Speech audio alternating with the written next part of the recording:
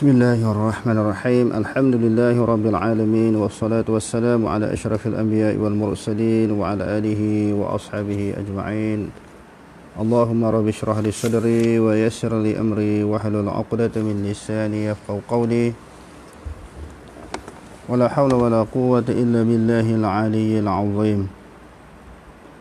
Allahumma la sahla illa ma ja'altahu sahla wa anta taj'alul husna in syi'ta sahla. Rabbi yassir wa la tu'assir wa atmim bil khair amma ba'. Faslun syurutul Fatihati 'asharatun. Ini suatu fasal, satu bab, satu bahagian, suatu perbahasan. Syarat-syarat Fatihah ada 10 perkara. Jadi bila baca Fatihah yang kita telah bahas di dalam pengajian kita yang lalu, di dalam mazhab Syafi'i, Fatihah adalah merupakan salah satu daripada rukun.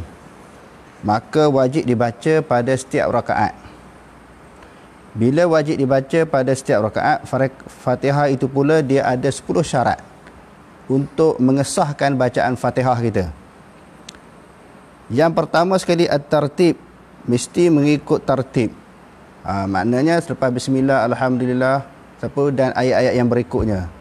Tak boleh kita baca alhamdulillah dulu, ar-rahmanir-rahim, iyyaka na'budu, lepas tu baru bismillah. Itu tak boleh. Dia mesti mengikut tartib.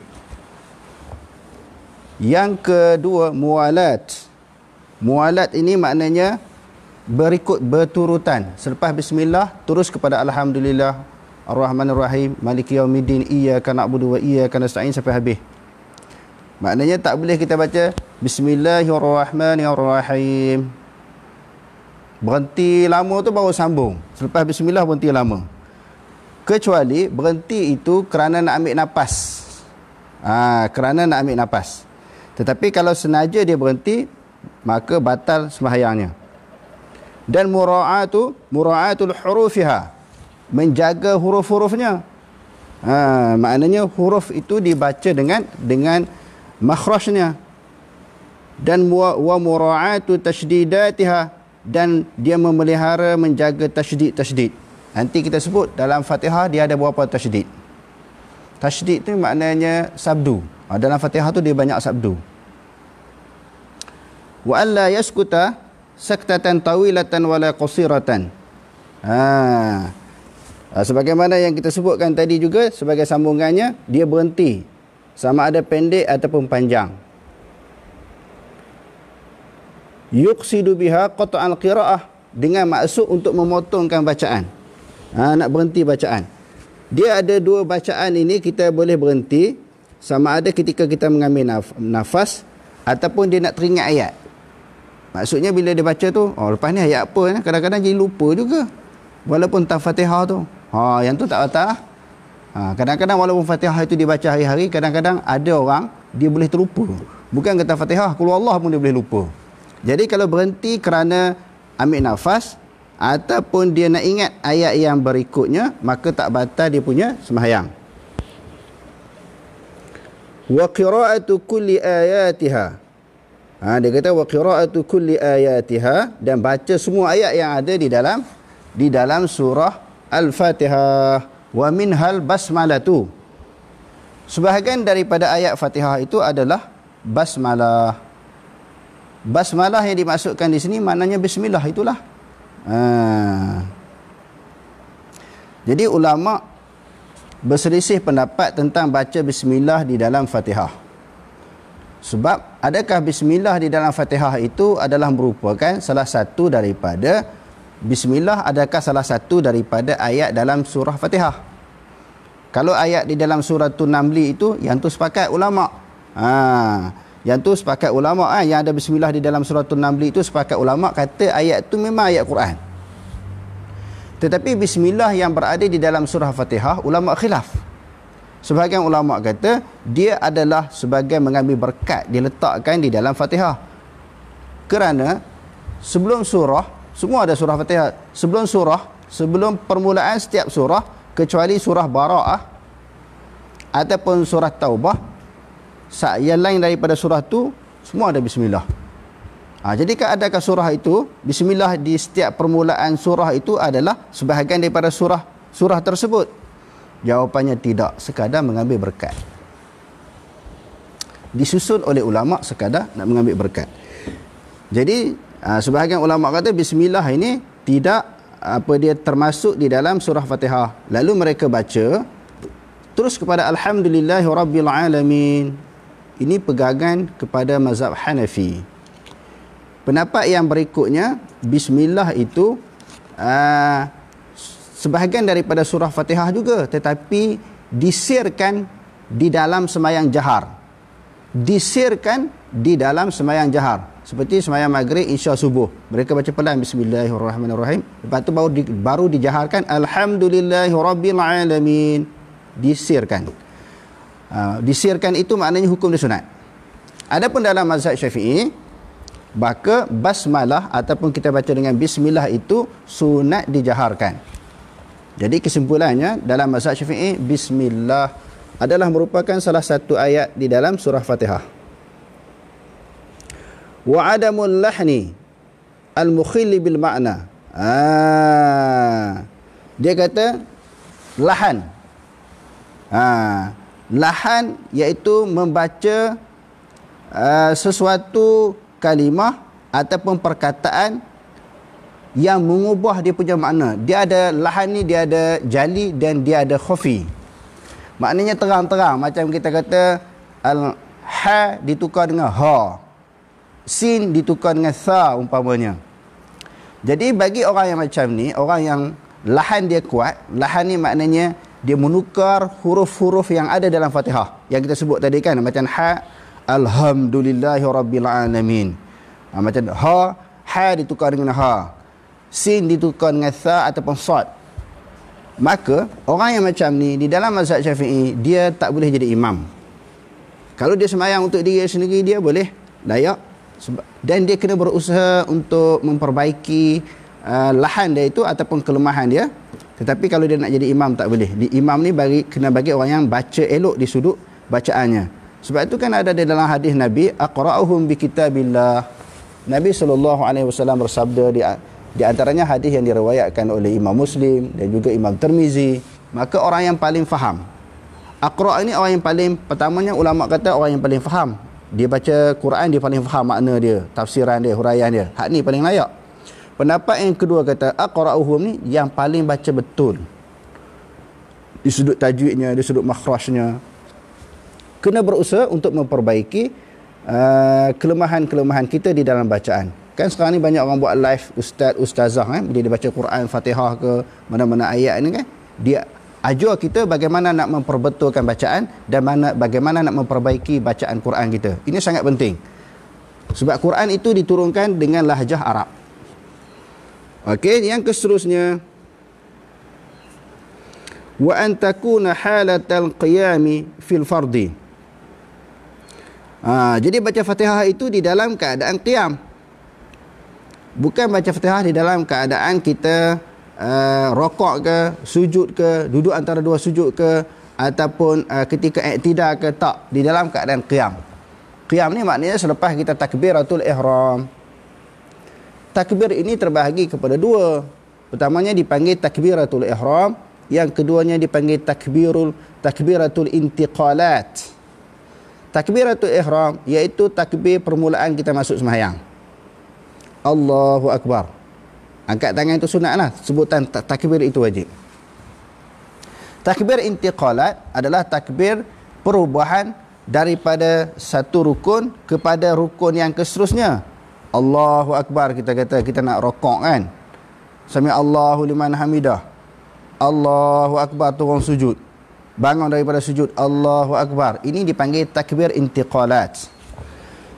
Jadi dia kata di sini bacaan Fatihah itu ketika qiyam fil fardi, pada sembahyang fardu. Jadi biar maknanya, kalau orang yang sembahyang sunat, sebagaimana yang kita sebut di dalam pelajaran kita yang lepas, dia boleh duduk. Walaupun dalam keadaan dia mampu berdiri, sembahyang sunat dia boleh duduk, maka baca Fatihah itu duduk. Tetapi sembahyang sunat duduk ini, dia akan memperoleh setengah pahala daripada orang yang sembahyang berdiri. Sebab dia mampu. Kalau dia tak mampu, dia dapat pahala penuh lah. Yang kedua, wa an yusmi'a nafsahu. Bacaan Fatihah itu berserta dengan huruf-hurufnya adalah dia memperdengarkan akan dirinya. Bukan yasma'a, dia yusmi'a. An yusmi'a. Dia ada huruf amin nasab di situ. Bila yusmi'a, dia kena baca memperdengarkan akan dirinya. Maknanya telinga dia kena dengar lah. Setiap bacaan ayat-ayat dalam Fatihah, kalimah-kalimah, huruf-huruf dalam Fatihah, sabdu-sabdu dalam Fatihah, panjang pendek dalam Fatihah tu dia kena dengar. Yang tu yang kita bahas semalam. Maknanya dengar untuk diri dia, bukan bagi dengar orang lain. Bukan dengar orang lain. Kerana yang dimaksudkan bacaan adalah dia akan mengeluarkan suara. Kalau tidak dengar, tidak kedengaran suara, tidak mengeluarkan suara, itu dipanggil bisikan. Dia bukan bacaan. Bila bacaan mesti kena dengar. Sebab tu kita bagi kaedah semalam, al-kalamu huwa lafzu murakkabu mufidu biwad'i. Mesti berlafaz dan lafaz itu didengari. Ini perbahasan tentang masalah bacaan dia kena dengar. Tetapi untuk diri sendiri, andai kata orang yang kurang pendengaran dia, sebagaimana yang kita sebut semalam, padanlah dia rasa bacaan itu boleh didengar tanpa perlu dia nyaringkan, kuatkan sehingga kedengaran jiran-jiran yang sembahyang di sebelahan dia. Kerana bila mengganggu orang lain, hukum dia haram. Okey, dia kata wa ay yusmi'a nafsahu, hendaklah dia memperdengarkan akan diri dia. Al-qira'ata, akan bacaan. Wa alla yatakhallalaha zikrun ajnabiyyun, dan tidak boleh diselangi dengan sebutan ajnabi. Maknanya apa maksud? Di dalam Fatihah itu bismillahirrahmanirrahim, dimasuk ayat-ayat lain yang tak ada kaitan dengan Fatihah. Itu maknanya sebutan ajnabi yang bukan ada kaitan dengan Fatihah. Itu tak boleh, batal sembahyang. Diselang dengan kalimah-kalimah lain, perkataan-perkataan lain. Dengan maksud, secara kesimpulan, dia baca Fatihah itu tidak diselangi dengan kalimah-kalimah lain yang tidak ada kaitan dengan surah Fatihah ataupun ayat Fatihah.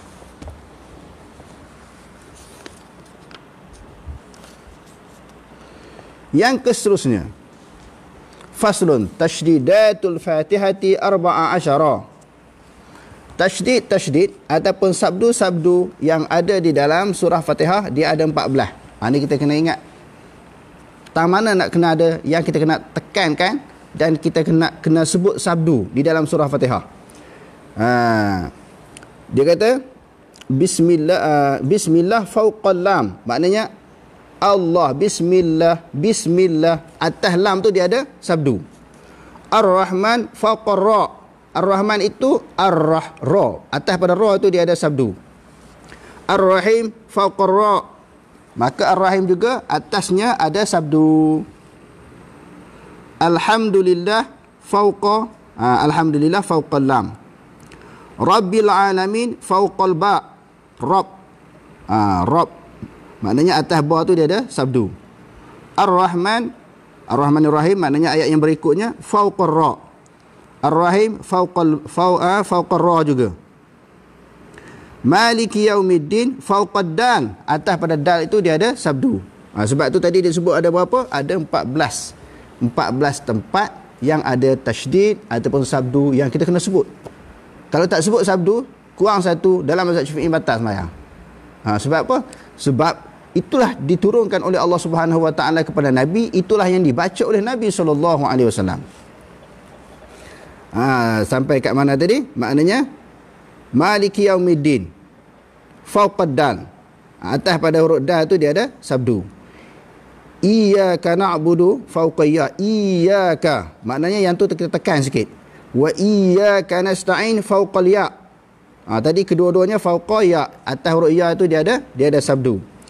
Ihdinas siratal mustaqim fauqas sad. Fauqas sad as-sirat. Fauqa sad. Atas huruf sad tu dia ada sabdu.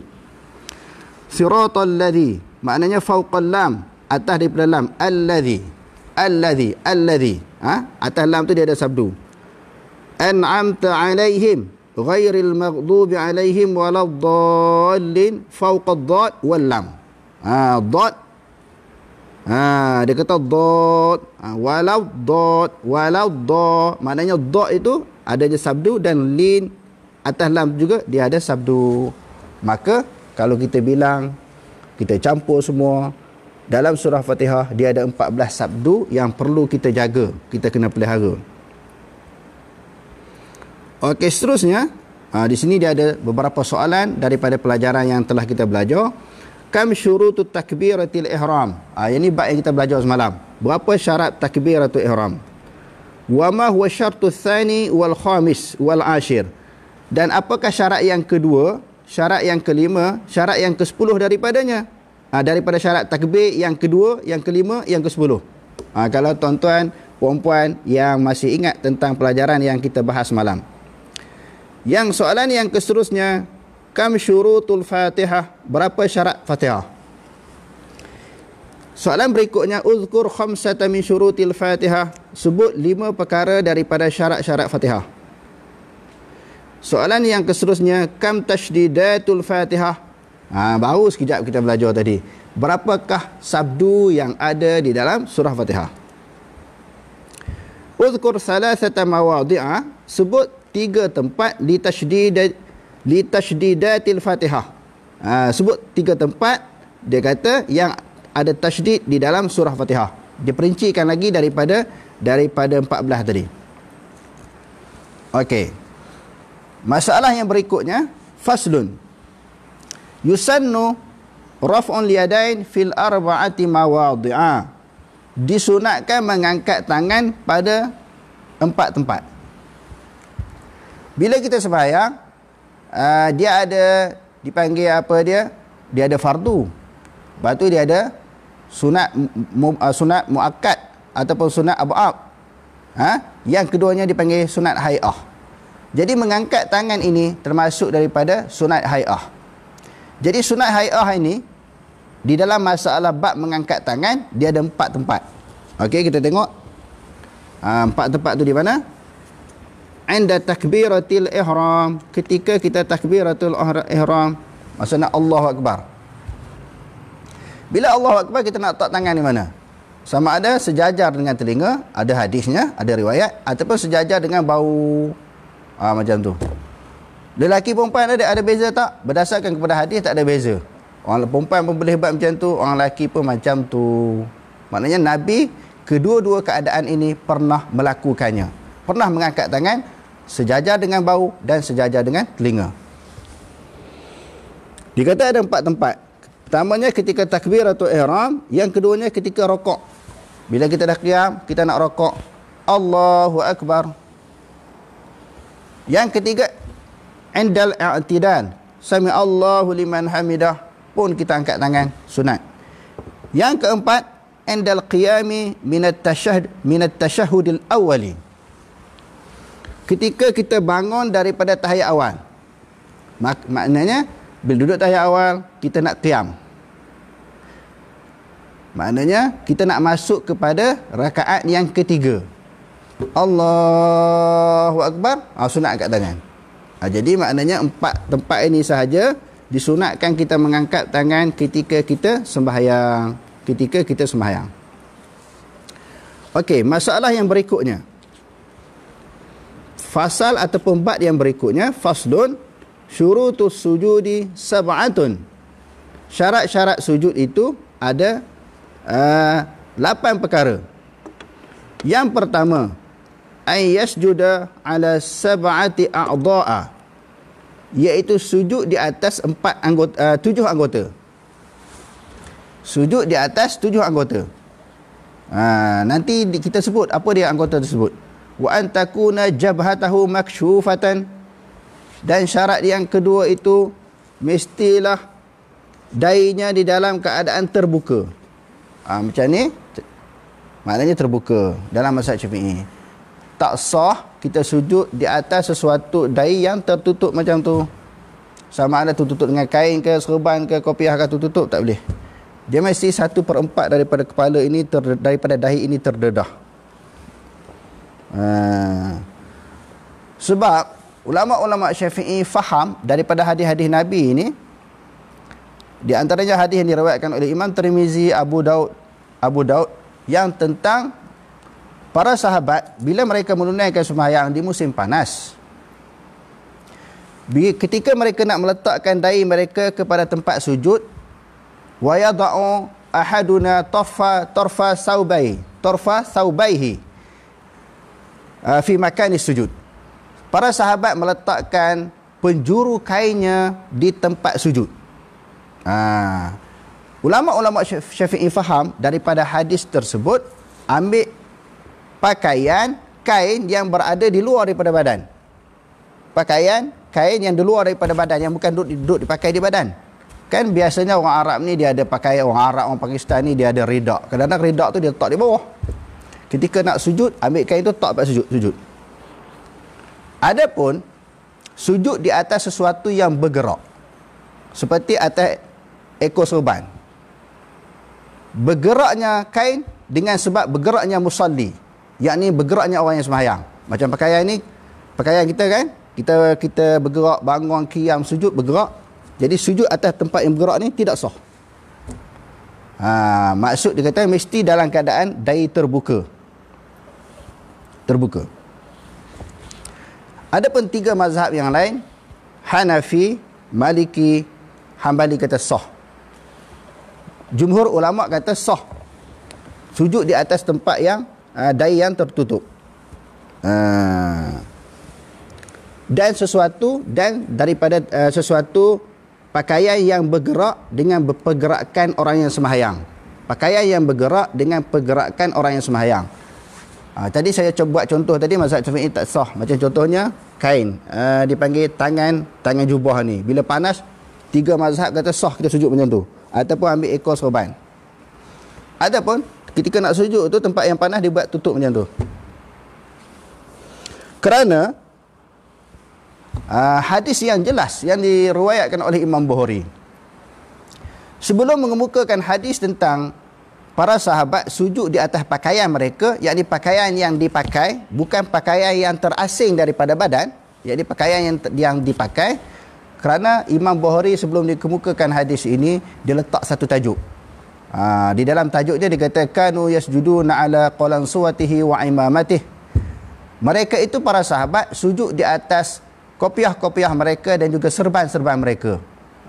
Bila nak sujud ni kan, di sana ni padang pasir, nak sujud atas pasir. Masa tu sejadah tak ada. Dia orang tak sujud pakai sejadah. Tak sembahyang atas sejadah, atas tikar tak. Masjid mereka ini lantai berantaikan tanah dan juga pasir. Jadi biasalah bila musim panas yang terik, tanah dan pasir ini akan panas, akan memberi kesan kepada tempat sujud, iaitu dahi. Lalu mereka, dalam riwayat Bukhari kata, mereka tutupkan dahi mereka macam ni, serban ataupun kopiah mereka. Maka pendapat yang kuatnya, masalah sujud di atas dahi yang tertutup, maka sah sembahyang. Sah sembahyang. Ataupun sujud di atas pakaian yang bergerak dengan pergerakan orang yang sembahyang, maka sah. Ini pendapat yang kuat berdasarkan kepada pegangan jumhur ulama tadi, Hanafi, Maliki dan juga Hambali. Dan pendapat mereka ini disokong dengan hadis yang sahih. Di antaranya hadis yang diriwayatkan oleh Imam Bukhari. Syarat yang seterusnya, syarat sujud, wa tahamulu bi ra'sihi. Bila dia sujud, maknanya bukan letak saja, hendak dia tekan sikit kepala dia. Kalau di dalam kitab Matla'ul Badrain, kalau kapas umpamanya, kapas ni benda yang lembut, sujud dia rapat. Kapas ni bila kita sujud tu dia jadi rapat, menunjukkan bahawa kita menekan tempat yang kita sujud. Bukan semata-mata kita letak, tetapi kita tekan. Kita tekan sedikit. Wa adamun, yang seterusnya, syarat yang seterusnya, wa adamun hawiyi li ghairihi.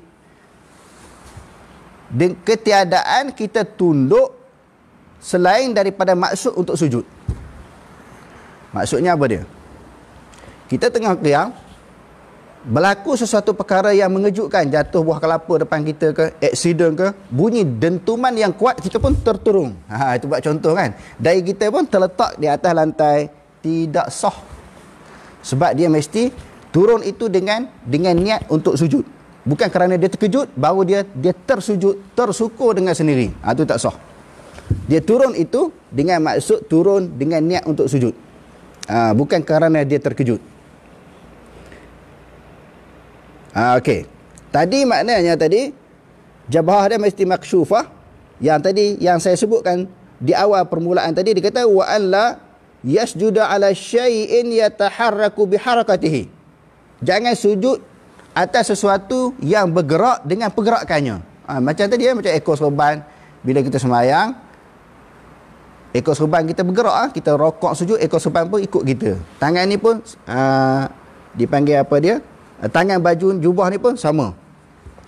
Kecuali tu tak sah dalam mazhab Syafi'i. Kecuali ekor serban kita tu panjang sampai 2 depa. Kita bergerak pun dia tak bergerak, dia tetap duduk situ.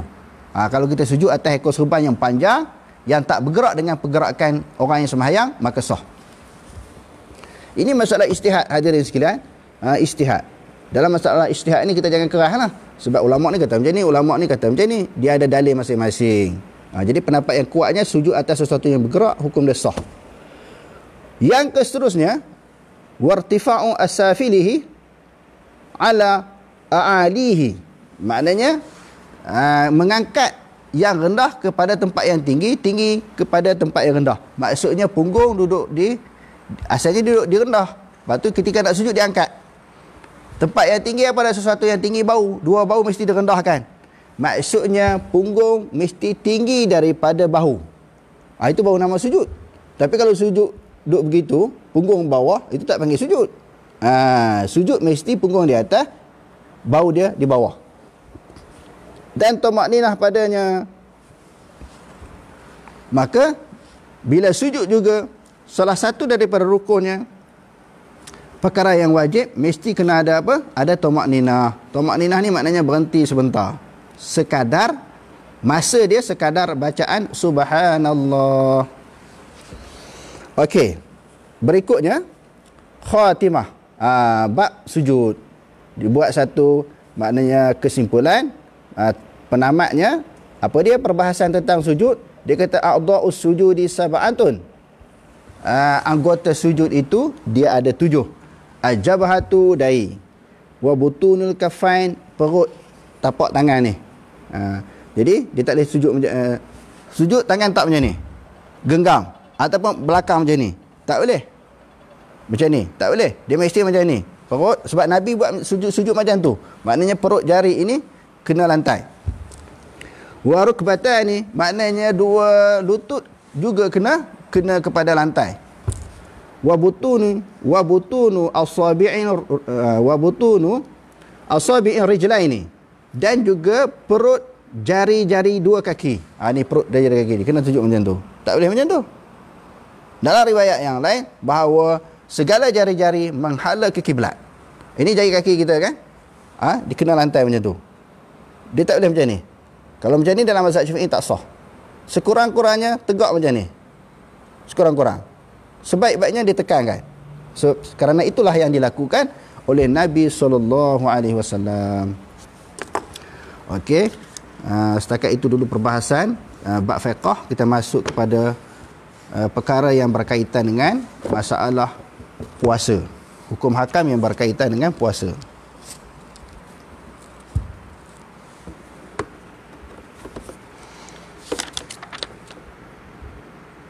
Soalan yang berikutnya, bersahur ketika azan subuh. Dah azan dia masih makan lagi. Bagaimana kedudukan puasa dia? Sah ke tak sah? Soalan, seseorang telah terlewat bangun bersahur kerana tertidur. Ketika sedang makan, dia terdengar azan subuh. Mestikah dia bersegera berhenti makan sebaik sahaja mendengar azan, ataupun meneruskan sahurnya sehingga tamat azan? Soalannya, orang yang terbangun lambat, ataupun bukan terbangun lambat, kadang-kadang makan tu dia lambat habislah, dia bertambah selera sangat sampai azan dia masih duk makan lagi. Adakah perlu dia teruskan makan ataupun dia berhenti kerana kedengaran azan? Jawapannya, jika benarlah azan subuh itu telah ditetapkan di dalam waktu tertentu mengikut takwim ataupun kalendar yang di sesebuah negeri, tempat dia berpuasa, wajiblah dia berhenti makan dan minum dengan segera sebaik sahaja mendengar azan subuh. Jika ada makanan yang berada di dalam mulutnya, hendaklah dia mengeluarkan.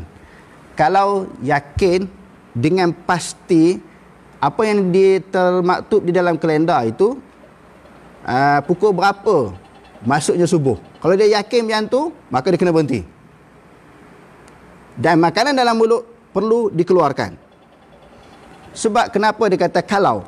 Sebab ada mungkin kalender-kalender negeri yang tertentu dia percepatkan 2-3 minit sebagai langkah ihtiyat. Ihtiyat ni langkah berjaga-jaga. Kalau dia rasa macam tu lah, maknanya sekadar ihtiyat dia. Mereka ini yang buat susun takwim dan kalender ini sekadar untuk bagi jaga-jaga, sebenarnya tak masuk lagi 3 minit diawalkan, 2 minit diawalkan, maka masa tu dia boleh makan lagi. Akan tetapi jika dia tahu ada beberapa minit lagi hendak habis waktu bersahur, atau sekurang-kurangnya dia syok, begitu dia boleh makan dan minum sehingga fajar telah terbit. Sama ada dia yakin ataupun syok. Berdasarkan kepada fatwa Yusuf Qaradawi, kata syok. Mungkin tak masuk lagi kot, mungkin masuk kot, dia syok. Mungkin tak masuk lagi kot, maknanya dia tidak yakin masuk tak masuk lagi. Maka pada ketika itu juga dia boleh makan. Kini kemudahan kalender untuk mengetahui waktu imsak ada di setiap rumah. Seorang lelaki berkata kepada Ibnu Abbas radhiyallahu anhuma, saya sedang bersahur. Apabila saya syak, saya berimsak berhenti bersahur. Ibnu Abbas berkata, makanlah ketika engkau syak sehingga hilang syak engkau. Pada masa itu jam tak ada di zaman Rasulullah, di zaman para sahabat. Jadi orang tanya Ibnu Abbas macam mana? Aku syak, masuk tak masuk lagi ni waktu subuh? Habis ke tak habis lagi ni waktu sahur? Lalu Ibnu Abbas kata, makanlah sehingga kamu yakin. Makanlah sehingga kamu yakin. Sehingga yakin maksudnya waktu subuh. Kalau syak boleh. Kalau yakin dah masuk tak boleh. Kalau yakin dah masuk tak boleh. Imam Ahmad pula berkata, apabila engkau syak tentang fajar, makanlah sehingga engkau yakin terbitnya fajar. Ini kata-kata Imam Ahmad. Menurut Imam Nawawi, mereka yang berpegang dengan mazhab Syafi'i bersepakat mengharuskan makan ketika syak tentang terbitnya fajar. Imam Nawawi kata dalam mazhab Syafi'i, kalau syak boleh makan lagi. Dalilnya Allah Ta'ala mengharuskan makan dan minum pada waktu malam sehinggalah terbit fajar. Ini dijelaskan sebagaimana firman-Nya. Dalilnya Imam Nawawi kata ada dalam Al-Quran. Boleh makan sehinggalah waktu subuh. Berhenti waktu subuh ya berhenti. Sebelum tu boleh makan lagi. Kerana dalam Al-Quran menyebut fal'ana bashiruhunna wabtaghuna ma kataballahu lakum wa kulu washrabu hatta yatabayyana lakumul khaytul abyadu minal khaytil aswadi minal fajr. Maka sekarang campurilah mereka, yakni gaulilah isteri-isteri kamu dan ikutilah apa yang telah ditetapkan Allah untukmu, dan makan minumlah hingga jelas bagimu benang putih daripada benang hitam, iaitu fajar. Maknanya makan minum dalam Quran pun kata sehingga masuknya waktu subuh. Semalam saya dah sebut tentang masalah imsak. Imsak itu maknanya waktu tahan. Sebahagian orang faham imsak itu waktu tak boleh makan. Sebenarnya waktu imsak itulah yang baik kita makan. Sebab apa? Ketika berbuka puasa, digalakkan kita cepat berbuka puasa. Ketika kita bersahur, digalakkan dilewatkan supaya masa berlapar itu tidak panjang. Tengok dalam Quran apa kata, boleh makan sehinggalah waktu subuh. Maknanya dekat nak subuh tu kita berhenti. Dari sini jelaslah bahawa imsak itu ialah satu waktu yang ditentukan sebelum terbit fajar. Namun begitu, tidak ada nafs daripada kitab dan hadis tentangnya, tentang kena berhenti waktu imsak. Tak. Quran hadis kata, kalau dalam Quran ayat yang kita bacakan tadi. Adapun dalam hadis yang kita baca pada pelajaran kita yang lepas, kulu inna bilalan yu'azzinu billain kulu washrabu hatta yu'azzina ibnu ummi maktum. Sesungguhnya Bilal itu melaungkan seruan azan untuk membangunkan orang di waktu malam. Makan dan minumlah, kata Rasulullah, yakni makan sahur dan juga minum pada waktu sahur, hinggalah azan dikumandangkan oleh Abdullah ibnu Ummi Maktum, seorang yang buta. Abdullah ibnu Ummi Maktum ini, dia tidak akan melaungkan seruan azan melainkan setelah masuknya waktu subuh. Kesimpulan bahawa makan sahur ini sampai sehinggalah masuk waktu subuh, waktu sembahyang subuh. Soalan yang berikutnya, termakan ataupun terminum pada bulan Ramadan. Ya, ini semua orang tahu dah. Kalau termakan dan terminum ini, maka puasa dia perlu diteruskan, puasa ini sah. Cuma apabila tengah-tengah makan tu dia teringat, oh hari ni hari puasa. Biasanya berlaku pada hari awal Ramadan. Macam semalam kan, semalam masuk hari yang kedua, hari sebelumnya, hari ni masuk hari ketiga, maknanya hari pertama biasa berlaku. Makanan sahur lebih lagi, nasi dia ke, minuman ke, sampai pukul 11, pukul 12 dia lapar, dia masuk dapur, dia makan. Tengah-tengah makan tu teringat, oh hari ni sebenarnya dah masuk bulan puasa, dia kena berhenti serentak-merenta. Kalau dia teruskan, batal puasa. Tetapi sebaliknya, kalau dia makan tak teringat, lepas makan sepinggan tambah lagi, lepas tambah lagi masuk 3 pinggan, dia tambah lagi, tak ingat ni, memang betul-betul tak ingat. Lepas tu minum pula, dia buat radik ke, teh tarik ke, minum, dah kenyang dah, puas hati dah dia minum, lepas tu baru dia teringat dia sedang berpuasa, maka puasa dia sah. Berdasarkan kepada ayat Quran yang diambil oleh Dr. Yusuf Qardawi, Rabbana la tu'akhidhna in nasina aw akhtana. Ya Tuhan kami, janganlah engkau hukum kami jika kami terlupa. Maka terlupalah tadi. Aw akhtana, ataupun kami tersalah. Begitu juga ada hadis yang diriwayatkan oleh Imam Darul Qutni, Ibnu Khuzaimah, Ibnu Hibban dan juga Hakim. Ada hadis yang diriwayatkan oleh Darul Qutni, Ibnu Khuzaimah, Ibnu Hibban dan juga Al-Hakim. Sesiapa yang makan dalam bulan Ramadan kerana terlupa, dia tidak perlu menggantinya puasa, tidak perlu mengganti puasanya ataupun membayar kifarah, tak payah. Maka puasa itu diterima oleh Allah Subhanahu Wa Taala kerana terlupa. Lupa ini bukan suatu kemampuan ataupun suatu usaha yang datang daripada diri kita sendiri, maka diberi kemaafan. Wallahu alam. Aqulu qali hadza wa astaghfirullahal azim li wa lakum. Wassalamu alaikum warahmatullahi taala wabarakatuh.